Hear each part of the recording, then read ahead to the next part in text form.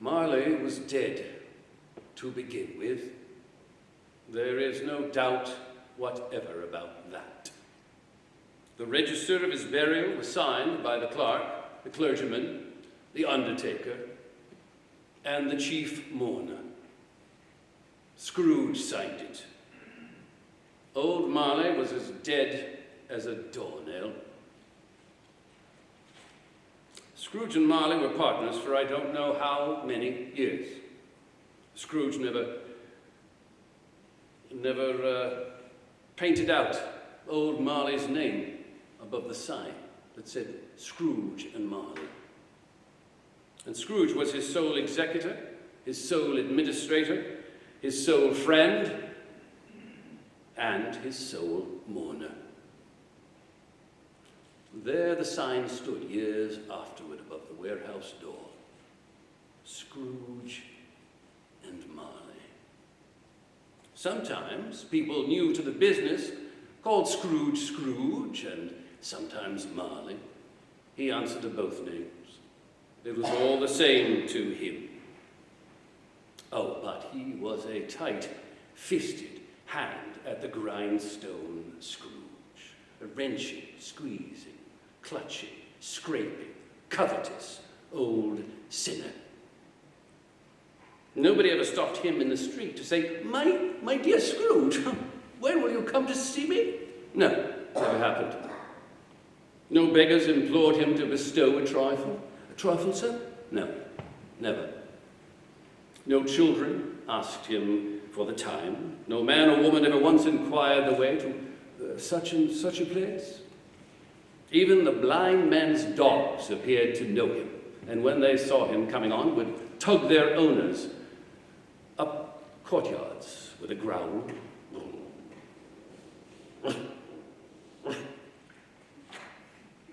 Once upon a time, of all the good times of the year, on Christmas Eve, old Scrooge sat busy in his counting house. It was cold, bleak, and dark, and biting, foggy weather. And the city clocks had just gone 4, but it was quite dark already. Candles were flaring in the windows of the neighboring offices, like ruddy smears as the fog came pouring in at every chink and every keyhole. The door within Scrooge's counting house was open, that he might keep his eye upon his clerk, who in a dismal little cell beyond, a sort of tank, was copying letters.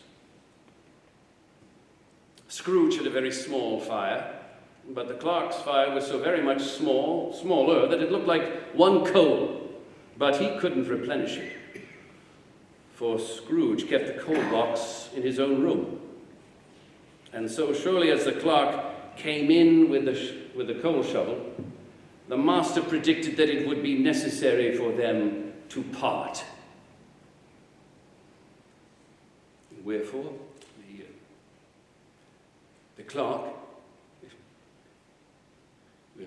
tried to warm himself at his candle.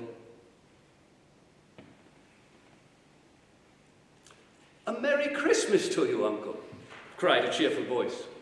It was the voice of Scrooge's nephew, Fred, who came in upon him so quickly that it was the first intimation Scrooge had of his approach. "Bah!" said Scrooge. "Humbug! Christmas a humbug? Uncle, you don't mean that. I'm sure." "I do. What is Christmas time to you but a time for paying bills without any money? A time for finding yourself a year older and not an hour richer. If I could work my will, every idiot who goes about with Merry Christmas on his lips should be boiled with his own pudding and buried with a stake of holly through his heart. Uncle, nephew, keep your Christmas in your own way and let me keep it in mine. Keep it, but you don't keep it. Then let me leave it alone. Much good may it do you, much good it has ever done you.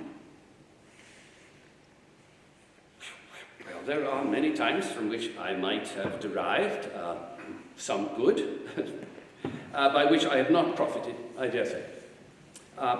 Christmas among them. But I've always thought that Christmas is a good time. A time, a kind, a forgiving, a charitable time, a pleasant time, when men and women seem by one consent to open up their shut-up hearts freely, and to think of everyone as if they were really, well, fellow passengers in life and to the grave, and not another race of creatures bound on other journeys. And though it has never put a scrap of gold or silver in my pocket, Uncle, I believe that it has done me good, and therefore I say God bless it. Well, the clerk in the tank involuntarily applauded. Let me hear another sound from you, and you'll keep your Christmas by losing your situation. Uncle, don't be angry. Come and dine with us tomorrow. Please, would you? I will see you in hell first. But why? Why did you get married? Well, because I fell in love. Because you fell in love. Good afternoon. Nay, Uncle, you never came to see me before that happened. Why give it as a reason now? I want nothing of you. I ask nothing from you. Why cannot we be friends? Good afternoon. Well, I am sorry, with all my heart, to find you so resolute. But I will keep my Christmas humour to the last, and so, Merry Christmas, Uncle. Good afternoon. And happy to hear. Good afternoon! The clerk, in letting Scrooge's nephew out, had let two other people in, two gentlemen, pleasant to behold, who now stood with their hats off in Scrooge's office. Have I the pleasure of addressing Mr. Scrooge or Mr. Marley? Mr. Marley has been dead these 7 years. He died 7 years ago this very night. Well, it's this festive season of the year, Mr. Scrooge, it is more than usually desirable that we should make some small provision for the poor and who are destitute, who suffer greatly at the present time. Many thousands are in want of common necessaries, and hundreds of thousands are in want of common comforts, sir. Are there no prisons? Plenty of prisons. And the workhouses, are they still in operation? Well, they are. I wish that I could say that they were not.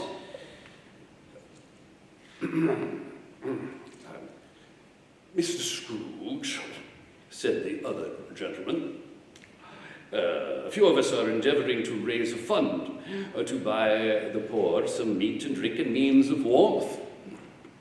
We choose this time because it is a time of all others when want is keenly felt. And abundance rejoices, sir. Come, what shall we put you down for, sir?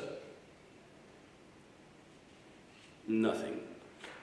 Oh, you wish to be anonymous. I wish to be left alone. Since you ask me what I wish, that is my answer. I don't make merry myself at Christmas, and I can't afford to make idle people merry. I support the prisons and the workhouses. They cost me enough, and those who are badly off must go there. But many, well, can't go there, and many would rather die. If they would rather die, they had better do it and decrease the surplus population. Good afternoon, gentlemen. And the gentlemen withdrew, and the fog and darkness thickened. The hungry cold gnawed at a boy who stooped down at Scrooge's keyhole to regale him with a Christmas carol. But at the first sound of "God bless you, rest you, merry gentlemen, mind and nothing you dis," Scrooge seized his ruler with such energy of action and went to the door. "Get away from my door, damn you!" that the little singer fled away in terror. At length, the hour of shutting up the counting-house arrived. Scrooge dismounted from his stool, and the clerk instantly snuffed his candle out and put on his hat. "You'll want the whole day tomorrow, I suppose?" "Well, if quite convenient, sir." "It's not convenient. If I was to stop you half a crown for it, you'd think yourself ill-used, I'll be bound. And yet you don't think me ill-used when I pay a day's wages for no work." It's only once a year, sir." "That is a poor excuse for picking a man's pocket every 25th of December. But I suppose you must have the whole day. Be here all the earlier next morning." And the clerk promised that he would. Scrooge walked out with a growl, and the office was closed. And the clerk, with the long ends of his scarf dangling below his waist, for he boasted no great coat, he ran home as hard as he could to be with his family. And Scrooge took his melancholy dinner in his melancholy tavern, and he read all the newspapers and surveyed his banker's books before he went home to bed. He lived in chambers which had once belonged to his deceased partner, and they were a gloomy suite of rooms. Now, the building was dark and dreary enough now, and nobody lived in it but Scrooge. Now, it was a fact that there was nothing at all particular about the knocker on the door of this house. And it was also a fact that Scrooge had seen it night and morning during his whole residency. And yet Scrooge, having his key in the lock of the door, saw in the knocker, without its undergoing any intermediate process of change, not a knocker, but Marley's face. Marley's face. With a dismal light about it. It was not angry or ferocious, but looked at Scrooge with ghostly spectacles turned up on its ghostly forehead. And though the eyes were wide open, they were perfectly motionless. And as Scrooge stared fixedly, it was a knocker again. "Bah! Poof!"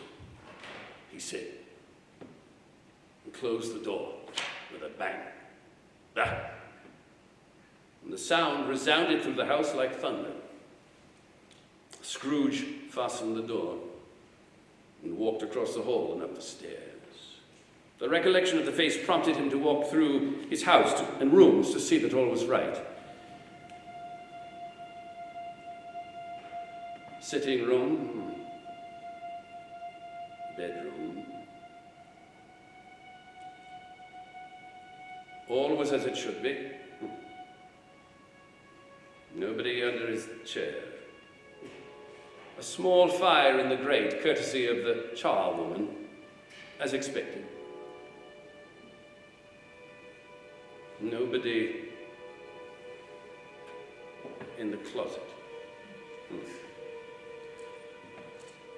Quite satisfied, he closed his door and locked himself in. Double locked himself in, which was not his custom. He put on his dressing gown and slippers and his nightgown, and he sat down before the fire. It was a very low fire indeed. He was obliged to sit close to it and brood over it before he could extract the least sensation of warmth.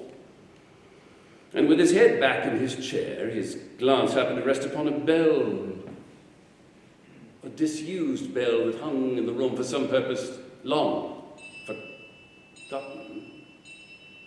And soon he saw this bell begin to swing slowly, and soon it was ringing out loudly with every other bell until they all stopped at once.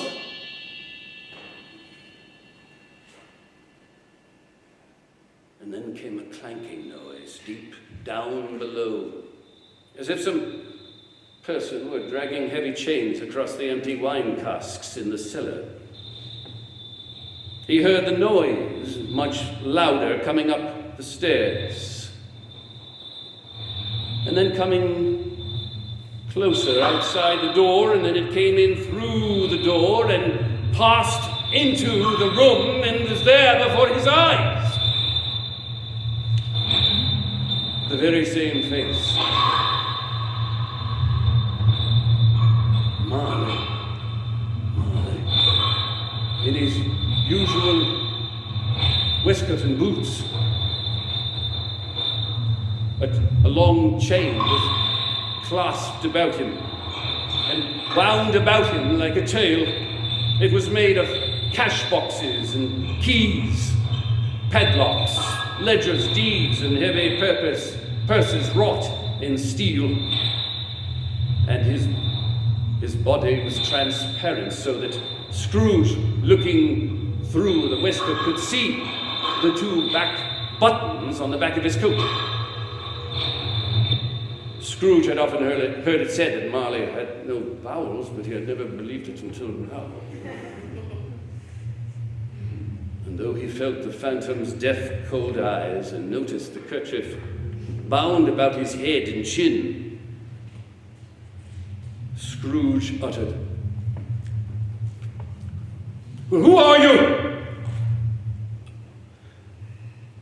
In life, I was your partner,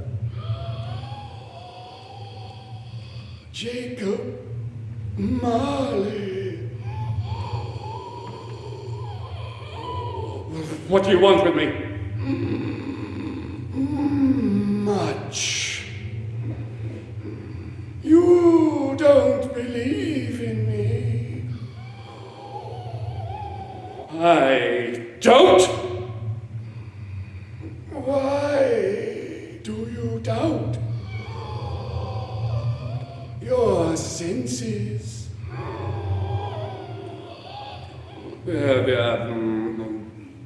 Because a little thing affects them. You might be a slight disorder of the stomach, an undigested bit of beef, a fragment of an underdone potato. There's more of gravy than of a grave about you, whatever you are. I have but to swallow a toothpick and be for the rest of my days persecuted by a legion of goblins. Humbug, I tell you!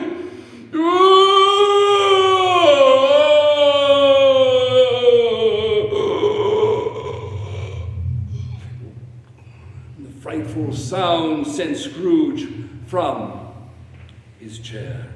But when the phantom removed the bandage round his head and permitted his lower jaw to drop down upon his breast, Scrooge cried, "Mercy, mercy."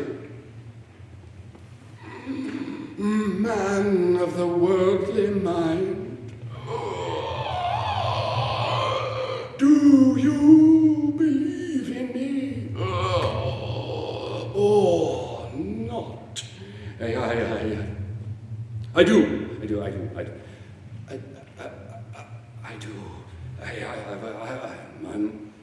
I must, but why do you come to me? What?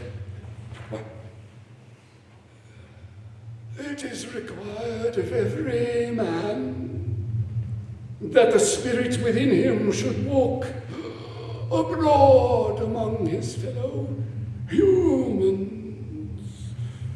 And if that spirit goes not forth in life, it is condemned to do so after death, and witness what it cannot share,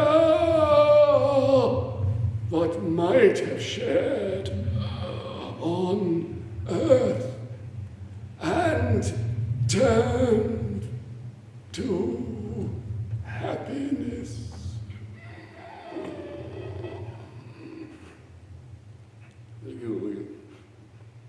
You are fettered. You're fettered. Tell me why. I wear the chain I forged in life. I made it link by link and yard by yard. Would you know the weight and the length of the coil you bear yourself? It was full as heavy and long as this 7 Christmas Eves ago.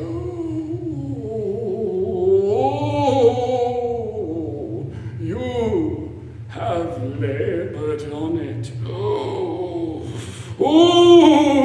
It is a ponderous chain. Mark me. In life, my spirit never walked beyond our counting house, never roved beyond the narrow limits of our money-changing hole.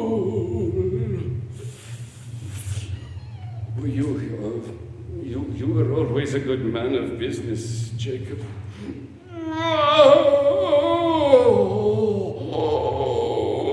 Business.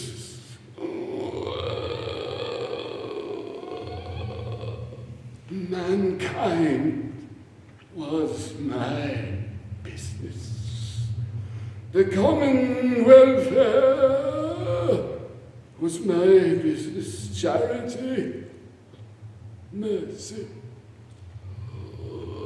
forbearance, and benevolence were all my business.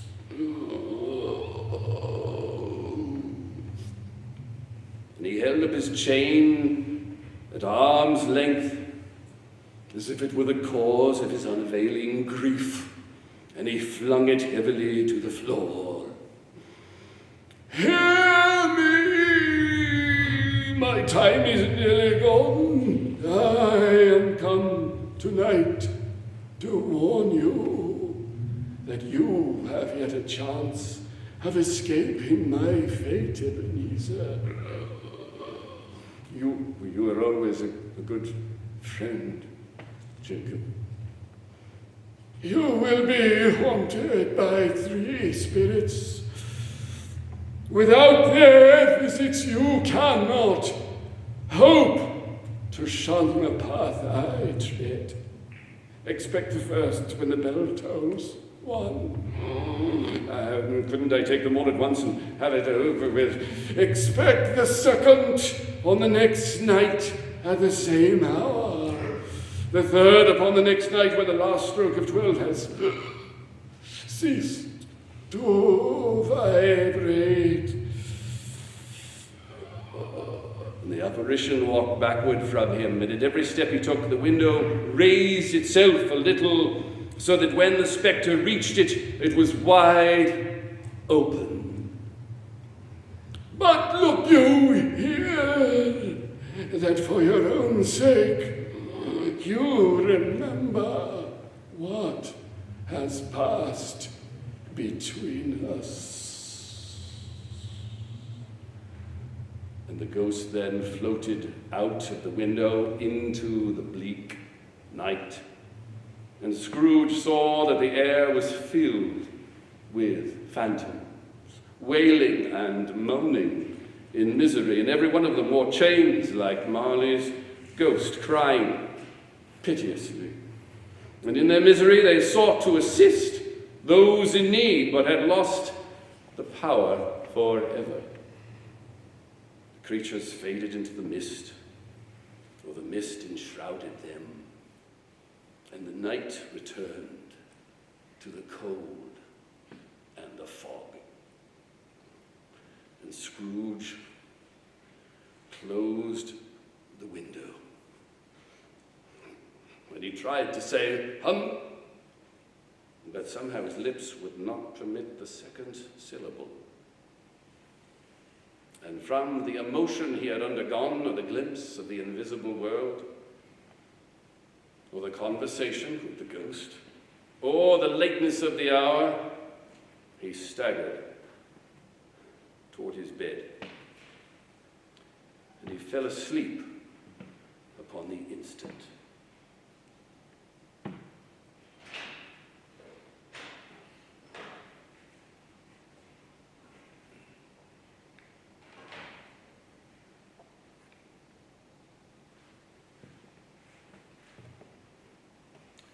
Part 2. The first of the three spirits. When Scrooge awoke, the church clock tolled a deep, hollow, melancholy 1. Lights flashed up in the room upon the instant, and the curtains of his bed were drawn by his bedpost. And a strange figure, like a child, yet not so like a child as like an old man, appeared before him, and its hair was white, as if with age. And yet the face had not a wrinkle in it. And the tenderest bloom was on the skin. And it wore a glowing tunic of changing colors, and it held a branch of holly in its hand.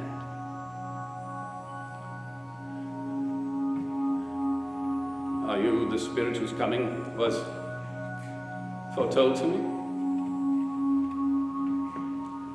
I am. Well, who and what are you? I am the spirit of Christmas past. Long past? Your past. Rise and walk with me. And the spirit held him gently by the arm. The grasp was not to be resisted, but Scrooge, finding that the ghost made toward the window, faltered. Well, I am mortal, and I'm liable to fall. Bear but a touch of my hand. There, said the ghost, laying it upon his heart. And you shall be upheld in more than this. And as the words were spoken, they passed through the wall and stood upon an open country road with fields on either side. And the city, the darkness and the mist had vanished, and it was a clear, cold winter day with snow upon the ground.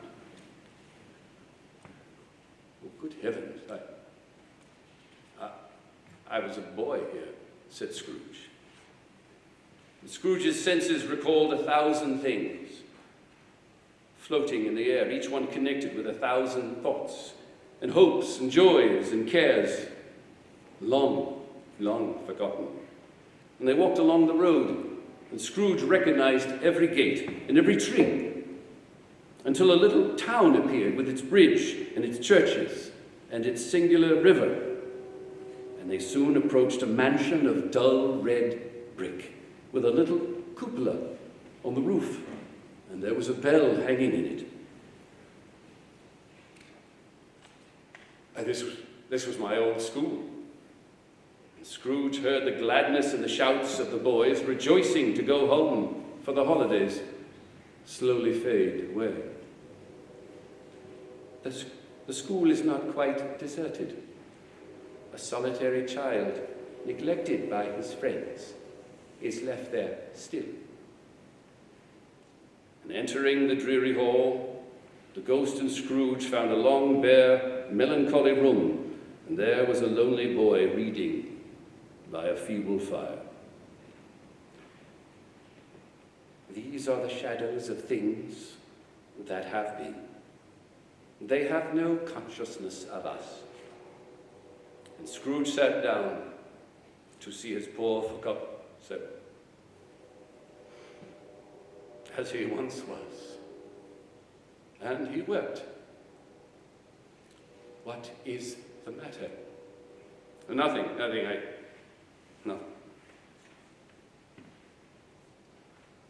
There was a boy singing a Christmas carol at my door last night. I should like to have given him something, that's all.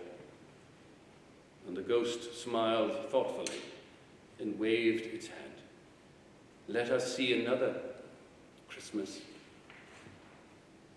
And Scrooge's former self grew larger as the words and the room became a little darker and more dirty, and the panels shrunk, the windows cracked, fragments of plaster fell out of the ceiling, and there he was alone again, when all the other boys had gone home for the holidays. And Scrooge looked at the ghost with a mournful shaking of his head, and he glanced anxiously toward the door. And it opened, and a little girl came darting in. And she put her arms around the boy's neck, and she kissed him over and over, and she said, "Dear, dear Ebenezer, I've come to bring you home, home, little big brother." Home, Fan? Oh, yes. Home for good and ever. Father is so much kinder than he used to be. He spoke to me one dear night when I was going to bed that I was not afraid to ask him once more if you might come home. And he said, yes, you should. You should come home, and he sent me in a coach to bring you. And you are never to come back here. And we're to be together all Christmas long and have the merriest time in all the world. And she dragged him toward the door, and he, in joyful disbelief, accompanied her. Your sister was always a delicate creature, but she had a large heart. So she had, said Scrooge. She died a woman and had, I think, children. One child. Your nephew. Yes. In that moment they left the school and were now in the busy thoroughfares of a city, and it was plain enough by the dressing of the shops that here too it was Christmas time, and the ghost stopped at a certain warehouse door. I was apprenticed here, said Scrooge, stepping inside. And a cheerful old gentleman in a Welsh wig sat behind a very high desk. Why? It's old Fezziwig again, said Scrooge. And old Fezziwig laid down his pen, and he adjusted his capacious waistcoat, and he called out, "Yeah! Oh! Ebenezer!" And Scrooge's former self, now grown a young man, came briskly in. "Yo! Oh, my boy! No more work tonight. It's Christmas Eve. Let's have the shutters up before a man can say, Jack Robinson. Clear away, my lad. Let's have lots of room here." Whee! And there was nothing young Scrooge wouldn't clear away with old Fezziwig looking on. It was done in a minute, and the floor was swept, fuel was heaped upon the fire, and the warehouse was as snug and warm and dry and bright a ballroom as you would wish for on a winter's night. In came the fiddler with his music book, and in came Mrs. Fezziwig, one vast, substantial smile. And in came the three Miss Fezziwigs, beaming and lovable. In came the 6 young followers, whose hearts they broke. In came all the jolly men and women employed in the business. In came a housemaid, with her cousin, the baker, and in came the cook, with her brother's a particular friend, and the milkman, and they all came, anyhow, and everyhow, and there were dances, round and round in various stages of affectionate groupings, yes, and there was cake, and a great piece of cold roast, and there were raspberry tarts, and plenty of hot punch. But the great effect came when the fiddler struck up Sir Roger de Coverley. And old Fezziwig stood out to dance with Mrs. Fezziwig, top couple too, and 20 pair of partners. Ha-ha! And a positive light appeared to issue from Fezziwig's legs. And his calves shone every part of the dance like moons.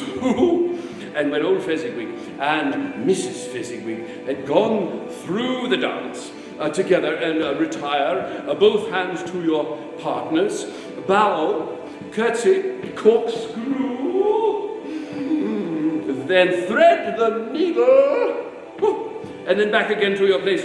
Fezziwig cut, he cut, I cut, we all cut so deftly that he appeared to wink with his legs. It is a curious thing, if I do say so myself, to possess the capacity for such communicative calves. And when the clock struck 11, the ball broke up, and Mr. and Mrs. Fezziwig stood on either side of the door, shaking hands with every person that went out, and wished them a Merry Christmas. And then did the same to their dear young apprentice, Ebenezer. Ebenezer Scrooge. And thus, the cheerful voices, yes, they faded away. A small matter, said the ghost. "He has spent but a few coins of your mortal money." "Oh, but the happiness he gave, it's as if it cost a fortune," said Scrooge. "What is the matter?" Nothing particular. I should like to be able to say a few words to my clerk just now. That's all. My time grows short. And immediately Scrooge saw himself as a man in the prime of his life. He sat by a fair young woman in whose eyes there were tears. "Your passion for wealth has displaced me," she said.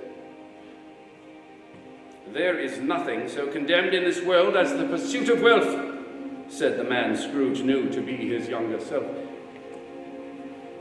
"You fear the world too much. I have seen your nobler aspirations fall off one by one, have I not?" "Well, even if I have grown so much wiser, I am not changed toward you, am I?"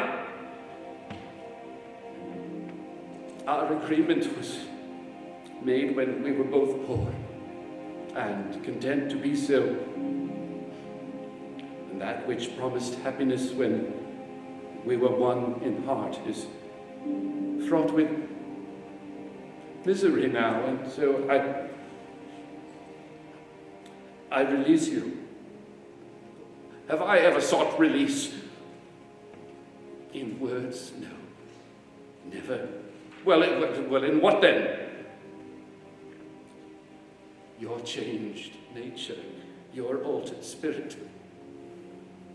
If you were free today, can I believe that you would choose a penniless girl?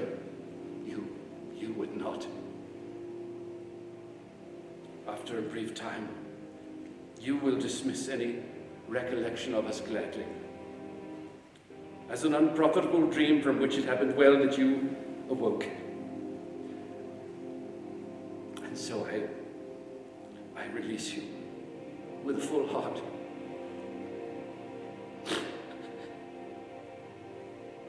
For the love of him you once were, may you be happy in the life you have chosen.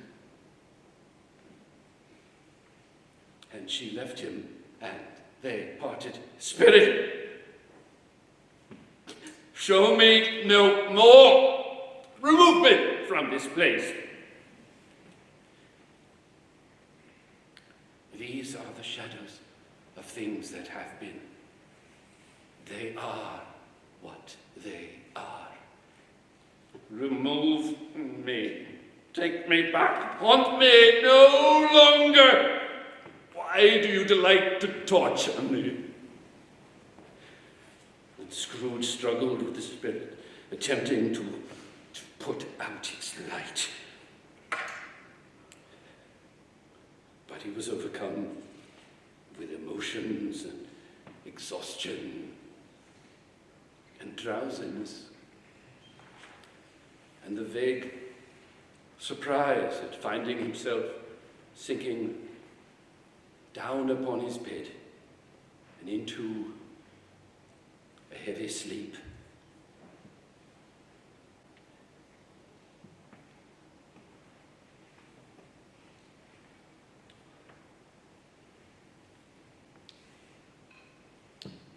Part 3, the second of the three spirits. Scrooge awoke looking out of bed to see a blazing ruddy light. He shuffled in his slippers toward his adjoining sitting room and peeked round the corner. The walls and the ceiling were hung with ivy, mistletoe, and holly that reflected back the light as if so many little mirrors had been scattered there. And a mighty blaze went roaring up the chimney and heaped upon the fire to form a kind of throne mince pies, plum puddings, and barrels of oysters, and red hot chestnuts, luscious fruits, and a harvest of vegetables, and turkeys and geese, and hot bowls of steaming punch all around.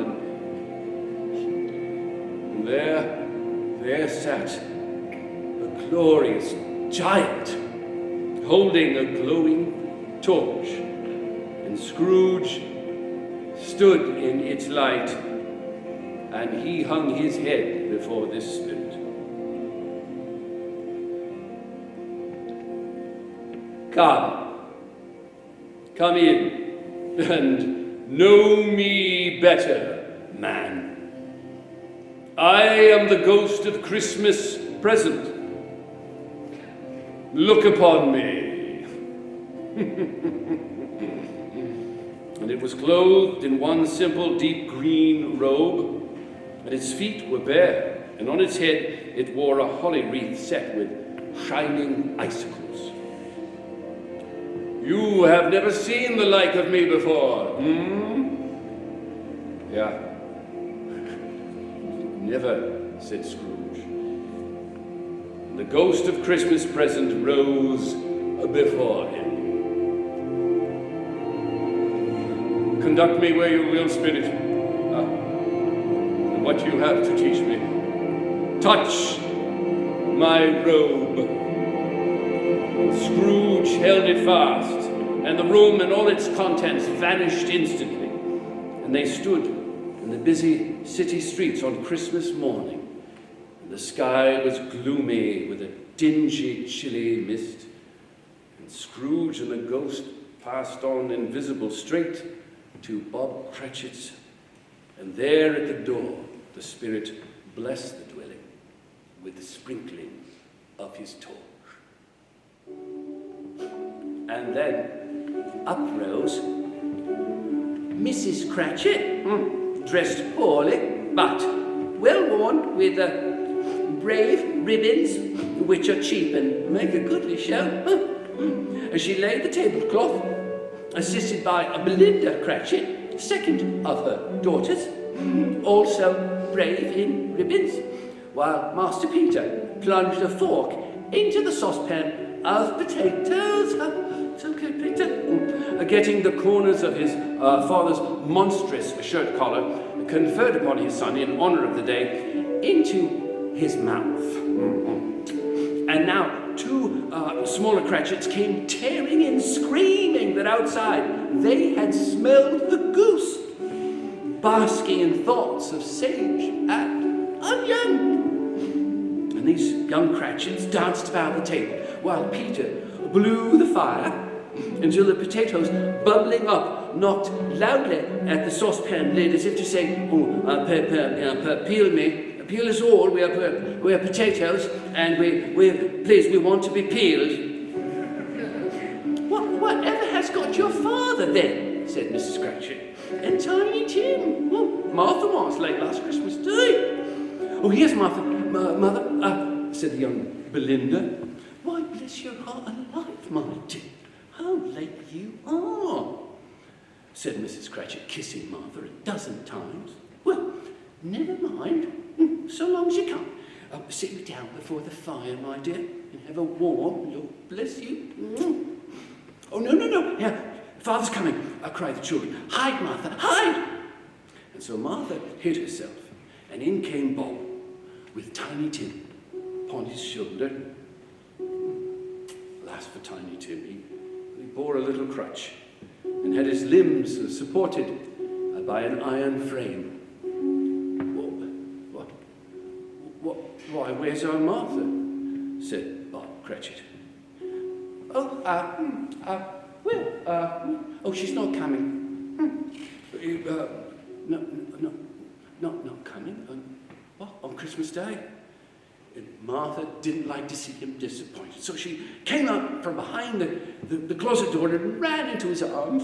And there was amid laughter, while the two young Cratchits hustled Tiny Tim off, that he might hear the pudding singing in the copper. My dear, said Bob to his wife, Our little Tim, he thinks the strangest things. He gets thoughtful sitting by himself.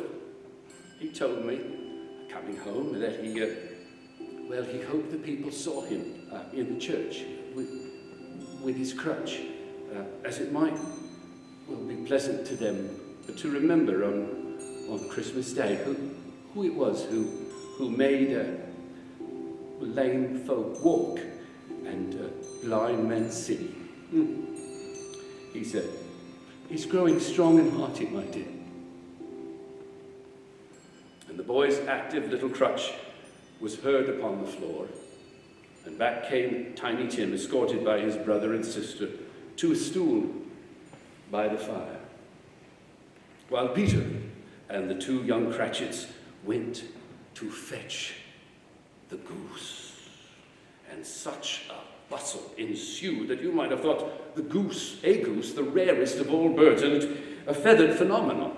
And in truth, it was something very like that in that house.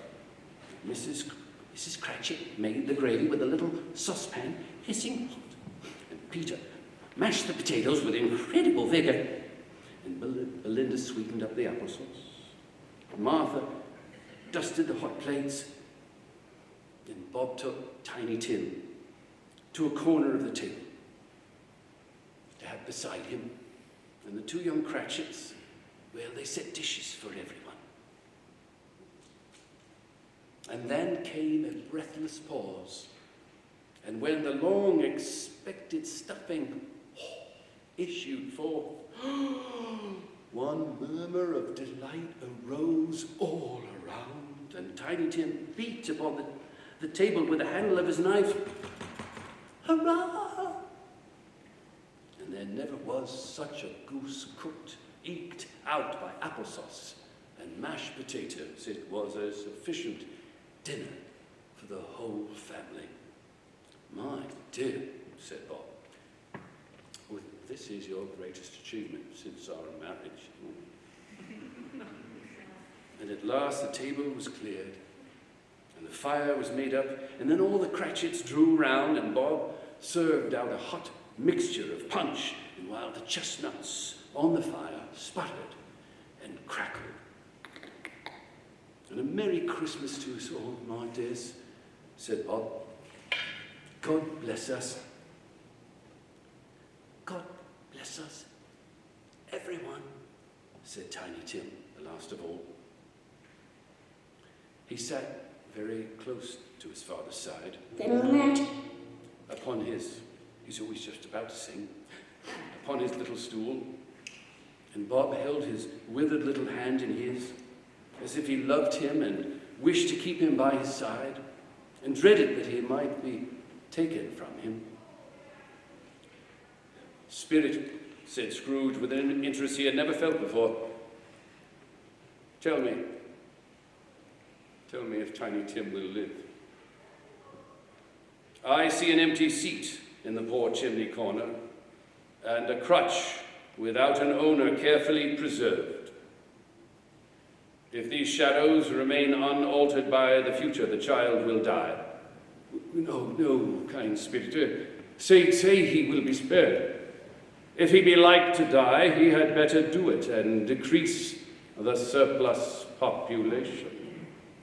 And Scrooge hung his head to hear his own words. But then he looked up upon hearing his own name.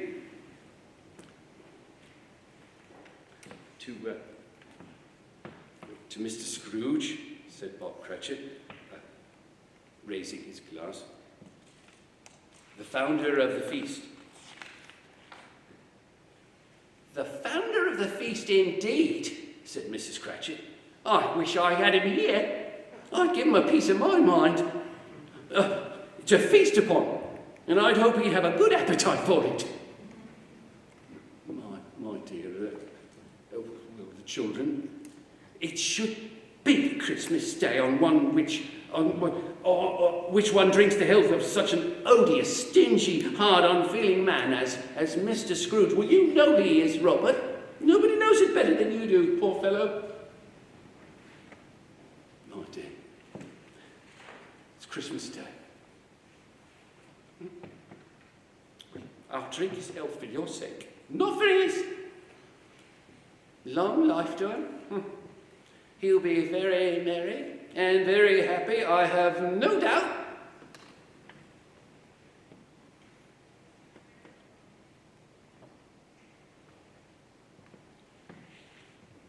The mention of Scrooge's name cast a dark shadow on the party, but still the chestnuts and the punch went round, and by they had a song about a lost child traveling in the snow from Tiny Tim.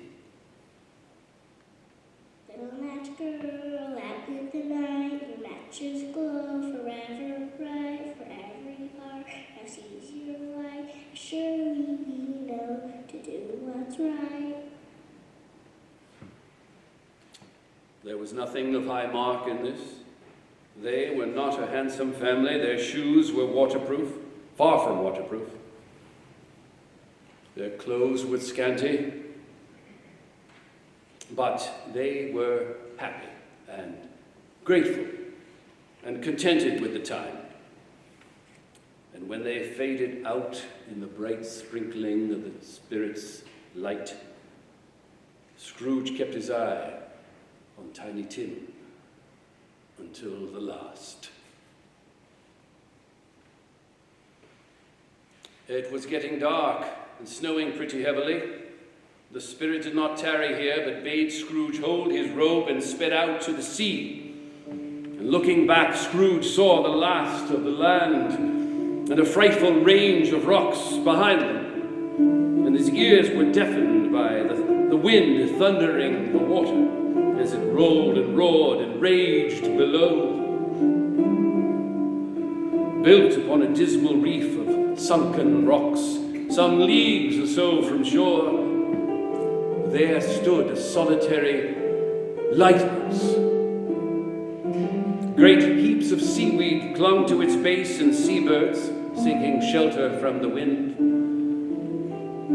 But here, even here, two men who watched the light had made a fire that through the narrow chink in the thick stone wall shed out a ray of brightness on the angry ocean. And joining their gnarled and coarse hands over the rough table at which they sat, their faces damaged and scarred with hard weather like two ships' figureheads, they wished each other Merry Christmas in their cans of grog.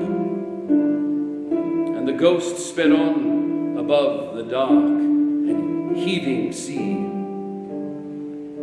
and listening to the moaning of the wind and thinking what a solemn thing it was to move on through the lonely darkness and over such an unknown abyss. It was a great surprise to Scrooge to hear a hearty laugh, and a much greater surprise to recognize it as his own nephew's, and to find himself in a bright, dry, gleaming room with the Spirit standing there by his side and looking at that same nephew with delighted approval.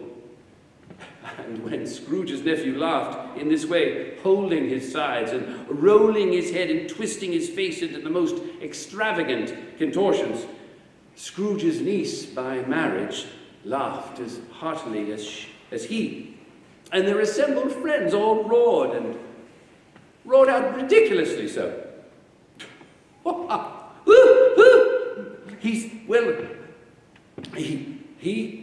He said, yes, my uncle, he did. Yes, he said that, he said Christmas was a humbug.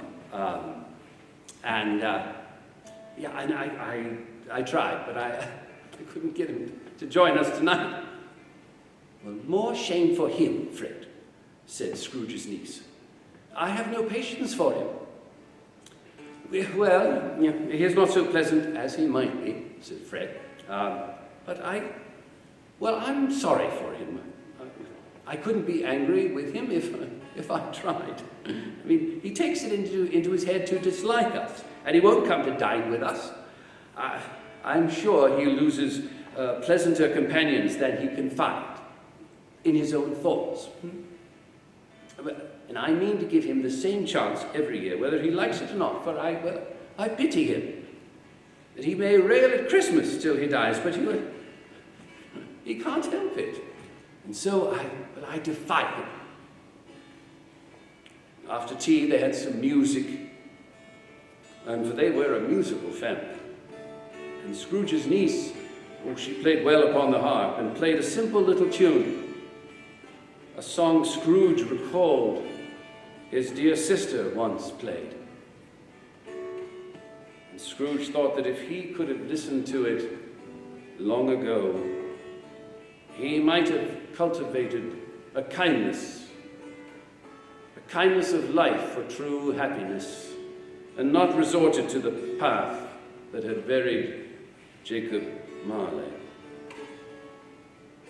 And after they were all playing games, for it is good to be children sometimes, and no better than at Christmas when its founder was a child himself. And they all played, and so did Scrooge, forgetting that his voice made no sound in their ears. And the ghost looked upon him with favor.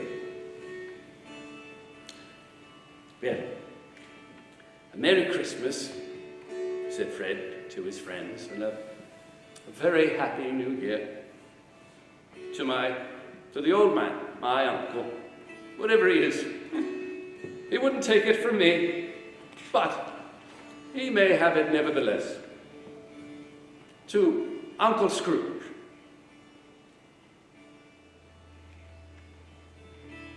And they all raised their glasses and said, to Uncle Scrooge. And the scene passed off in the breath of Fred's last word, and Scrooge and the spirit were again upon their travels. Much they saw, and far they went. And the spirit stood beside sick beds, and they became cheerful by struggling men, and they became more patient with their hopes. It was a long night if it were only at night, and it was strange, though, because the ghosts had grown clearly older.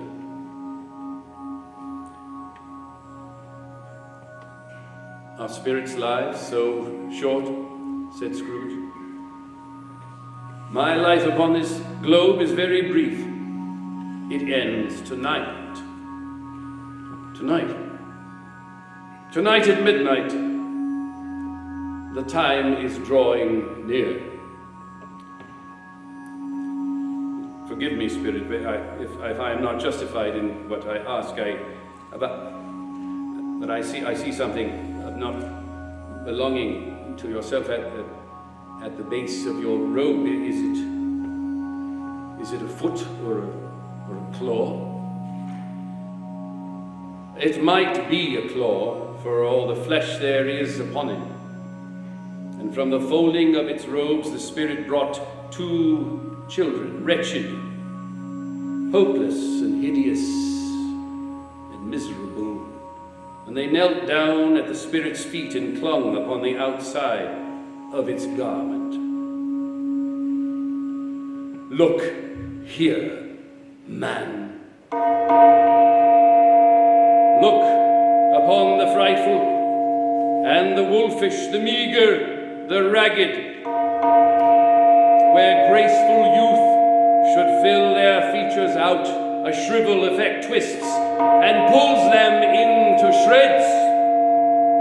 No perversion of humanity through all the mysteries of wonderful creation has monsters half so horrible and dread. Spirit, are they yours? They are man's, and they cling to me, appealing from their fathers. This boy's ignorance, this girl is want. Beware them both, but most of all, beware this boy. For on his brow I see that written, which is doom, unless the writing be erased. they no refuge, no resource? Are there no prisons? Are there no workhouses? Are there no prisons? Are there no workhouses? Scrooge looked about him, and the ghost was gone. And lifting up his eyes,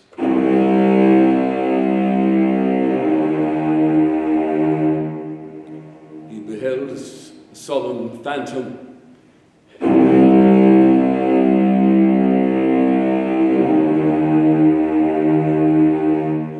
draped and hooded and coming like the mist along the ground toward him.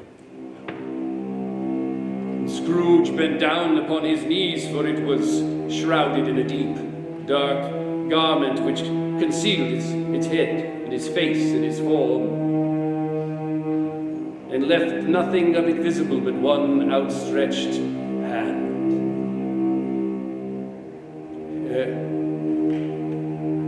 Am I in the presence of the ghost of Christmas yet to come?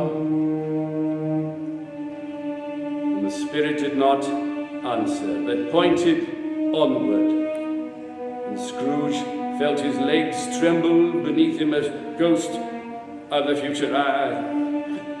As I know your purpose is to do me good, but I am prepared to bear your company. Will you not speak to me? It gave him no reply. The hand pointed straight and steady before them. Lead on, spirit. Lead on. And the very heart of the city seemed to spring up when the spirit stopped beside a small group of businessmen Scrooge knew.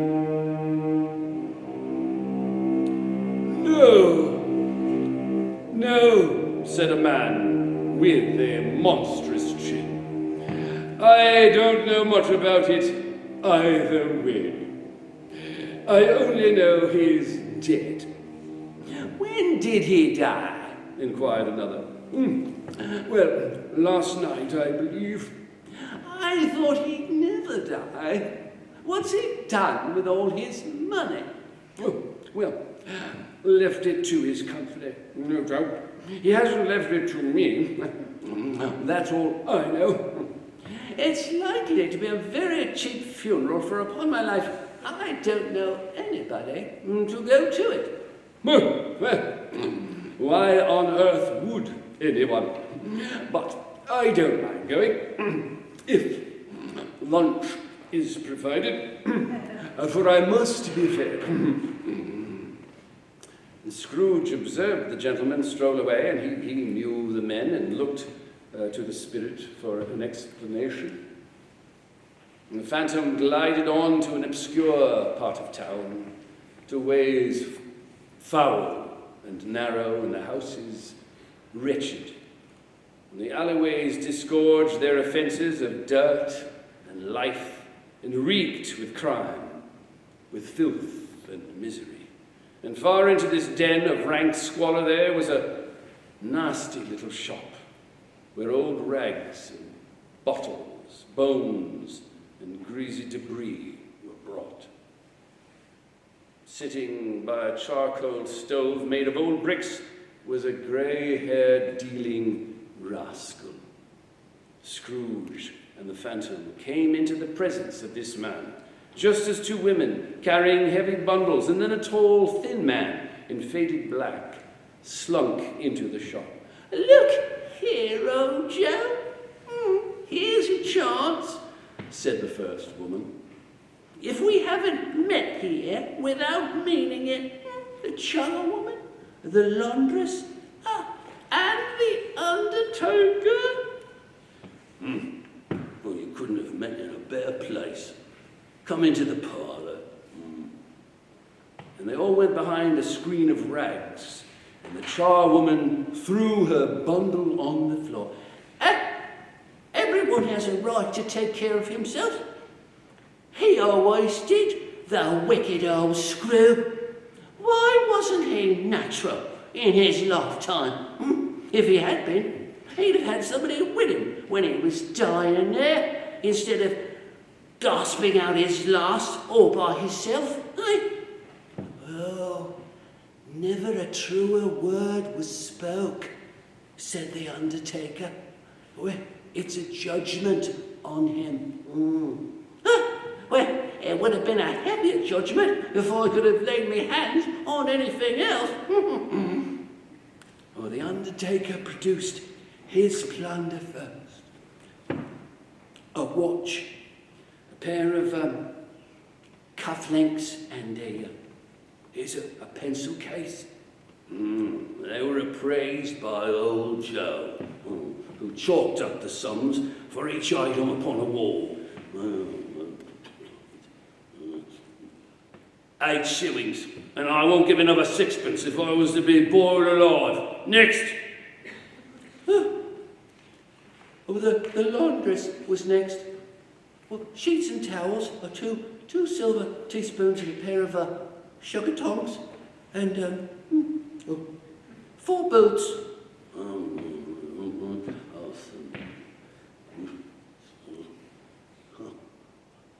17 and 6. I always give too much to a lady. Ask another coin, you can take it all back. And now undo my bundle, Joe. And Joe bent down on his knees, and he dragged out the large, heavy roll of some dark stuff. What do you call this? What are these bed curtains? Bed curtains? Oh, you don't mean you took them down with him, rings and all, with him lying there, do you? Oh, yes, I do. Why not? Well, he was born to make your fortune. These his blankets. That's right. He isn't likely to take cold without them. Oh, he didn't die of anything catching, did he? Don't be afraid of that, Joe. You won't find a single hole in that shirt. Oh, well, they'd have buried it in a bit of amber for me, so I took it off him. He won't need it where he's going. He'll be plenty warm down there. And they all huddled round the dingy light afforded by old Joe's lamp. Scrooge viewed them with a detestation as if they had been demons marketing the corpse itself. Spirit, I see that this is some case of some unhappy man, and that my life tends toward that way, but... And the scene changed to near darkness, and Scrooge had touched a bed, an uncurtained bed on which, beneath a ragged sheet, was the body of a man. And the ghost pointed with an unmoving finger for Scrooge to pull back the sheet. Spirit, I understand what you would have me do, but I have not the power. I beg you, let me see some tenderness connected with death. I beg you. And in an instant, the ghost conducted him to poor Bob Cratchit's house and found the mother and the children seated round the fire. It was very quiet. The noisy little Cratchit, still as statues, sat looking up at Peter, who had a book before him. And the mother was engaged in needlework, and Peter read aloud. And he took a child and set him in the midst of them. And then Peter looked up at his mother, and she laid her needlework upon the table, and she put her hand up to her face. My eyes. It makes them weak to work by candlelight, and I shouldn't show weak eyes to your father when he comes home. But it's past his time, rather, said Peter, shutting up his book. But I do think he's walked a little slower these last few evenings, Mother. Oh, I've known him to walk with Tiny Tim upon his shoulders very fast indeed. Oh, and so have I, said Peter. So have I, said another. But he was very light to carry, and his father loved him so. It was no trouble. It's no trouble at all, was it? Oh, there's your father at the door. And Bob, with his scarf dangling to the floor, he came in. And his tea was ready for him, and they all tried who should help him to it most. And then the two young Cratchits got up on his knees, and each laid a little cheek against his face. You went today then, Robert? Oh, yes, Ma, I did. I wish you could have gone. It would have done you good to see how green a place it is. Well, you'll see it often. I promised him that I would. Oh, Tim.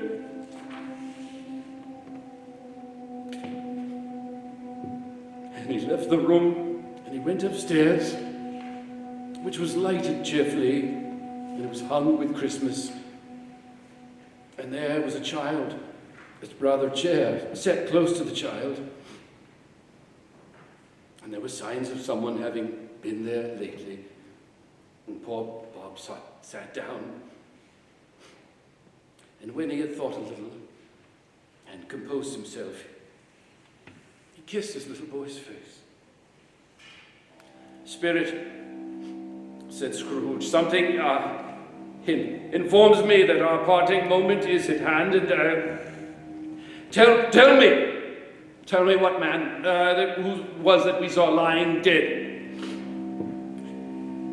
And the scene faded as the spectre and Scrooge came to a dismal churchyard, and the phantom spirit stood among the graves and pointed down to one lonely, forgotten stone. Before I draw near to that stone, said Scrooge, answer me. Are these the shadows of things that will be, or are they the shadows of things that may be? Still it pointed to the grave, and Scrooge crept toward it, and following the finger he read upon the stone, Ebenezer Scrooge. Spirit, am I that man whom we saw lying dead? Am I that man? And the finger pointed from the grave to him and back again. No, Spirit. Hear me. I am not the man I was. I will not be the man I have been. Oh, why show me all this if I am past all hope? Say that there is yet a chance that I may change these shadows. Oh, tell me I may sponge away the writing on this stone. And for the first time, the hand appeared to falter. Spirit of the future, hear me. I will honor Christmas in my heart, and I will keep it all here. The spirits of all three shall strive within me. I will not shut out the lessons that they teach. And holding up his hands in a last prayer to have his fate reversed, he saw the phantom, the shroud collapse, and fade and dwindle into his bed curtains and his bedpost.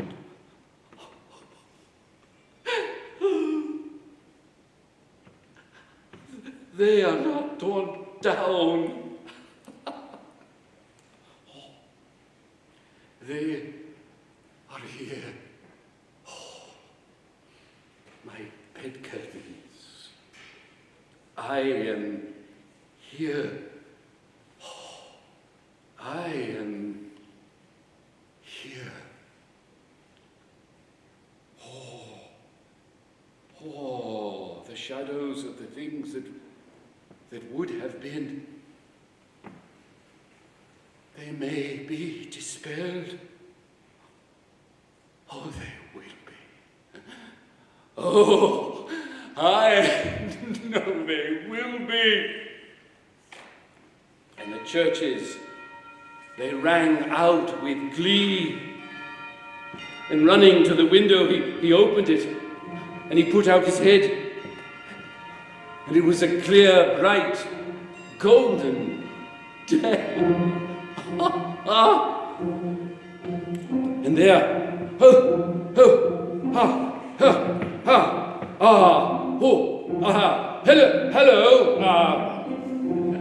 there, boy, my boy, good dear boy, my fine fellow, yes, you, tell me, what is today? Today? It's Christmas Day. Oh, I haven't missed it. I haven't missed it. Do you know the way to the poulterer's shop? Do you? Hey, in the next street?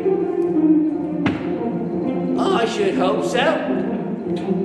Aha! An intelligent boy. Remarkable. Yeah. Do you the price turkey? Do you know what the price turkey's been hanging in there? Is it still hanging up there? What? The one as big as me? That's the one. Yes, delightful boy. That's the one. Go and buy it, would you? Walker. Now, walker is in the Oxford Dictionary, it's a phrase signifying something that is either not true or will not occur. It's also a substantive equal to the word humbug. Yes, Kurt Walker, humbug, yes. No, delightful boy. I am in earnest. Go and tell them, bring it here, that I may give them directions to where to take it. Come back with the man, and I will give you a shilling. Come back in less than 5 minutes, and I will give you half a crown. With inflation, let's make that a gold sovereign. The boy was off like a shot. I will send it to Bob Cratchit, twice the size of Tiny Jim. Well, in the afternoon, Scrooge turned his steps toward his nephew's house, and he passed the door a dozen times before he could find the courage to go up and knock. But he made a dash, and he did it. And he laid his hand upon the knob, and he opened the door, and there was music playing. There was laughter and games. And then the music, it all stopped at once, and the room fell silent.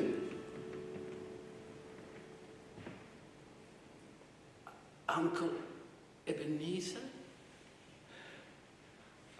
Is it too late to accept your invitation to dinner, Fred? Oh, too late. Too late. I am delighted. My dear, look who it is. And with every eye upon him, Scrooge went before his niece, whose fair face regarded him as a precipice of apprehension.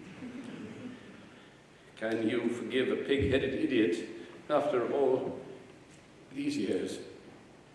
and the tenderest bloom came across her cheeks and her lips and her smile, and she stood up and Scrooge felt her kiss him on his cheek, and she embraced him. "Bless you, Uncle," she said. "Bless you. You've made Fred so happy."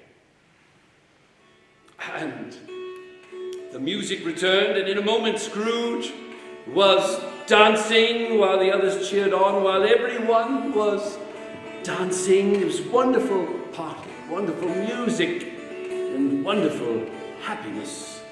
And when it came time for him to say goodnight, Scrooge shook his nephew's hand and he held it for a time. And he said, "Oh, thank you, Fred. Thank you, my boy."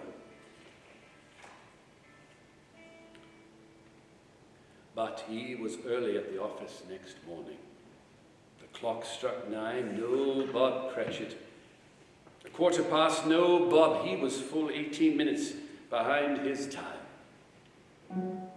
And when Bob's hat was off before he opened the door, and his scarf too, he stood on his stool in a jiffy and was driving away with his pen as if he were trying to overtake 9 o'clock.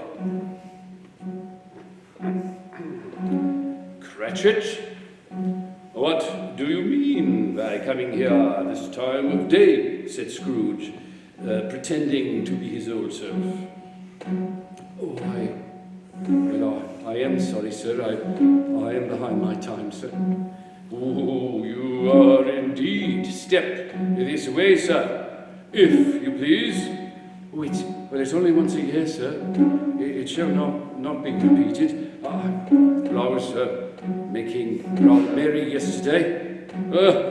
"I don't doubt it. And now I will tell you what. I am not going to stand for this sort of thing any longer. And therefore, I am about to raise your salary." Are you not quite yourself today, sir?" "Well, not my old self, Bob. Merry Christmas, Bob, my good fellow. A merrier Christmas than I have given you for many a year.